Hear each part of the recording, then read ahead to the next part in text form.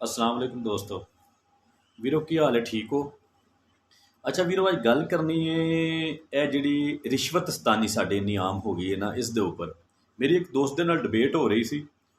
ਉਹ ਮੈਨੂੰ ਕਹਿ ਰਿਹਾ ਸੀ ਕਿ ਯਾਰ ਸਾਨੂੰ ਤਾਂ ਸਮਝ ਨਹੀਂ ਲੱਗਦੀ ਕਿ ਇਹ ਅਸੀਂ ਰਿਸ਼ਵਤ ਦਿੰਦੇ ਹਾਂ ਪਏ ਕਿ ਲੈਂਦੇ ਹਾਂ ਪਏ, ਕੀ ਕਰਨੇ ਆ ਪਏ। ਮੇਰੇ ਭਾਈ, ਮੈਂ ਥੋੜ੍ਹੀ ਜਿਹੀ ਇਹਦੇ ਬਾਰੇ ਤੁਹਾਨੂੰ ਕਲੀਅਰ ਕਰ ਦਿੰਦਾ ਵਾਂ ਜੋ ਮੈਂ ਅੱਜ ਤੱਕ ਸਿੱਖਿਆ ਹੈ। ਇੱਕ ਮਿਸਾਲ ਲੈ ਲੈਂਦੇ ਹਾਂ ਕਿ ਤੁਸੀਂ ਕਿਸੇ ਨੌਕਰੀ ਵਾਸਤੇ ਅਪਲਾਈ ਕਰਦੇ ਹੋ, ਕੋਈ ਸੀਟਾਂ ਆਈਆਂ ਨੇ, ਉਸ ਦੇ ਉੱਪਰ ਬਹੁਤ ਜ਼ਿਆਦਾ ਲੋਕਾਂ ਨੇ ਅਪਲਾਈ ਕੀਤਾ ਹੈ। ਅੱਛਾ, ਕੁਝ ਲੋਕ ਮੈਰਿਟ 'ਤੇ ਆ ਗਏ ਨੇ, ਕੁਝ ਲੋਕ ਮੈਰਿਟ 'ਤੇ ਨਹੀਂ ਆਏ।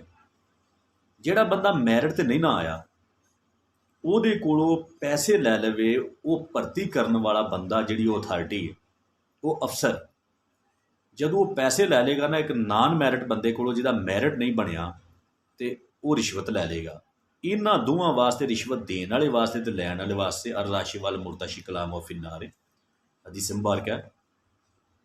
ਅੱਛਾ ਜੀ, ਇਹ ਇਹਤਸਾਲ ਹੋ ਗਿਆ। ਇਸਤਹਿਸਾਲ ਇਹ ਉਹਨਾਂ ਲੋਕਾਂ ਦਾ ਹੋ ਗਿਆ, ਹੱਕ ਉਹਨਾਂ ਲੋਕਾਂ ਦਾ ਮਾਰਿਆ ਜਿਹੜੇ ਲੋਕ ਮੈਰਿਟ 'ਤੇ ਸਨ। ਇਹ ਰਿਸ਼ਵਤ ਦੀ ਪਹਿਲੀ ਕਿਸਮ। ਰਿਸ਼ਵਤ ਦੀ ਦੂਸਰੀ ਕਿਸਮ, ਅਪਲਾਈ ਕੀਤਾ, ਦਰਖਾਸਤਾਂ ਦਿੱਤੀਆਂ ਗਈਆਂ, ਦੋ ਬੰਦੇ ਮੈਰਿਟ 'ਤੇ ਆ ਗਏ ਮਿਸਾਲ ਦੇ ਤੌਰ 'ਤੇ। ਇੱਕ ਬੰਦਾ ਪੈਸੇ ਦੇ ਸਕਦਾ, ਇੱਕ ਬੰਦਾ ਪੈਸੇ ਨਹੀਂ ਦੇ ਸਕਦਾ। ਇਹਨਾਂ ਦੇ ਵਿੱਚੋਂ ਇੱਕ ਬੰਦੇ ਨੇ ਪੈਸੇ ਦੇ ਲਏ, ਜਦ ਕਿ ਬੰਦਾ ਦੂਸਰਾ ਵੀ ਮੈਰਿਟ 'ਤੇ ਵੇ।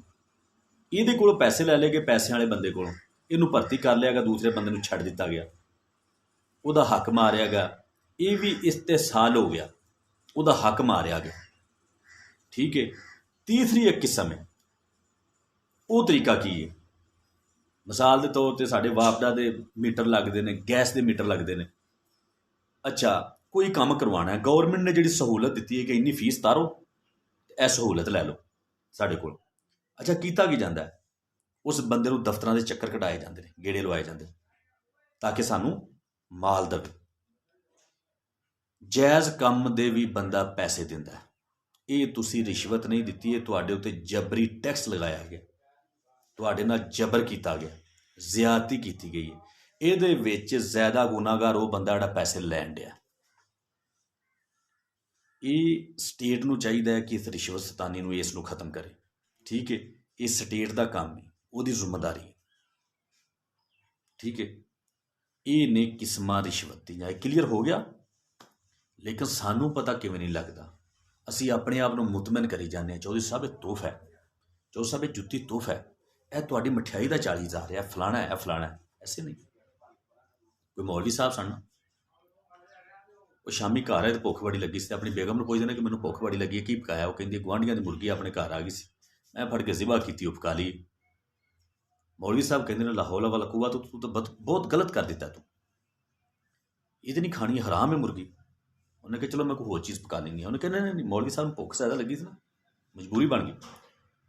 ਉਹਨੇ ਕਿਹਾ ਉਹਦੇ ਵਿੱਚ ਸ਼ੋਰਾ ਬਣਾਇਆ? ਉਹਨੇ ਕਿਹਾ ਹਾਂ। ਉਹਨੇ ਅੱਛਾ, ਇਹਦਾ ਮਤਲਬ ਹੈ ਸ਼ੋਰੇ ਦੇ ਵਿੱਚ ਪਾਣੀ ਤਾਂ ਆਪਣੇ ਘਰ ਦਾ ਨਾ? ਉਹਨੇ ਕਿਹਾ ਬਿਲਕੁਲ ਪਾਣੀ ਆਪਣੇ ਘਰ ਦਾ। ਉਹਨੇ ਠੀਕ ਹੈ, ਤੂੰ ਸ਼ੋਰਾ ਲਾਇਆ ਮੇਰੇ ਲਈ ਅਤੇ ਮਸਾਲਾ ਥੋੜ੍ਹਾ ਜਿਹਾ ਪਾ ਲਿਆ, ਉਹ ਵੀ ਚੀਜ਼ਾਂ ਆਪਣੇ ਘਰੋਂ ਹੀ ਪਾਈਆਂ ਨੇ। ਉਹਨੇ ਕਿਹਾ ਠੀਕ।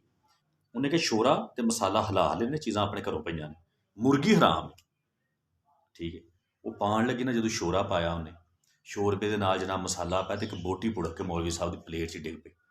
ਮੌਲਵੀ ਸਾਹਿਬ ਦੀ ਬੇਗਮ ਉਹ ਬੋਟੀ ਚੁੱਕਣ ਲੱਗੀ ਕਿ ਹਰਾਮ ਚੀਜ਼ ਪੈ ਗਈ ਹੈ।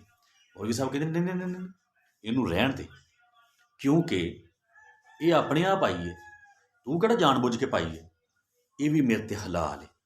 ਅਸੀਂ ਇਸ ਤਰੀਕੇ ਹਲਾਲ ਕੀਤੀ ਬੈਠੇ। ਠੀਕ ਹੈ। ਬਚ ਜਾਓ, ਖੁਦਾ ਦਾ ਵਾਸਤਾ ਜੇ, ਬਚ ਜਾਓ। ਆਪਣੇ ਆਪ ਨੂੰ ਮੁਤਮਿਨ ਨਾ ਕਰੋ। ਤੁਹਾਨੂੰ ਬਿਲਕੁਲ ਕਲੀਅਰ ਹੈ ਕਿ ਇਹ ਕੰਮ ਹਲਾਲ ਹੈ ਅਤੇ ਹਰਾਮ ਹੈ, ਇਹ ਗਲਤ ਹੈ ਅਤੇ ਠੀਕ ਹੈ, ਆਹ ਰਿਸ਼ਵਤ ਹੈ ਅਤੇ ਆਹ ਰਿਸ਼ਵਤ ਨਹੀਂ। ਜਦੋਂ ਜਾਣਾ ਨਾ 2 ਗਜ਼ ਮਿੱਟੀ ਦੇ ਥੱਲੇ, ਹਰ ਸ਼ੈ ਕਲੀਅਰ ਹੋ ਜਾਣੀ। ਮੁਨਕਰ ਨਕੀਰਾਂ ਨੇ ਜਦੋਂ ਆਉਂਦਿਆਂ ਜਾਣਾ ਨਾ, ਤੇ ਜਿਨ੍ਹਾਂ ਵਾਸਤੇ ਸਾਰਾ ਕੁਝ ਕਰਨ ਡਏ ਆ, ਇਹਨਾਂ ਨੇ ਦਫਨਾ ਕੇ ਪਿੱਛੇ ਹਟਣਾ। ਉਸ ਤੋਂ ਬਾਅਦ ਮੁਨਕਰ ਨਕੀਰ ਆਣੇ ਨਾ ਮੇਰਾ ਵੀਰ, ਸਵਾਲ ਜਵਾਬ ਸ਼ੁਰੂ ਹੋ ਜਾਣੇ ਨੇ। ਅੱਲਾਹ ਤਾਲਾ ਸਾਨੂੰ ਆਪਣੇ ਹਿਫਜ਼ ਅਮਾਨ 'ਚ ਰੱਖੇ, ਅਤੇ ਅੱਲਾਹ ਤਾਲਾ ਇਹ ਜ਼ਾਤ ਤੁਹਾਨੂੰ ਹਲਾਲ ਖਾਣ ਦੀ ਤੌਫੀਕ ਦੇਵੇ। ਵਸਲਾਮ, ਤੁਹਾਡਾ ਭਾਈ ਅਸਗਰ ਵਰਿਆ।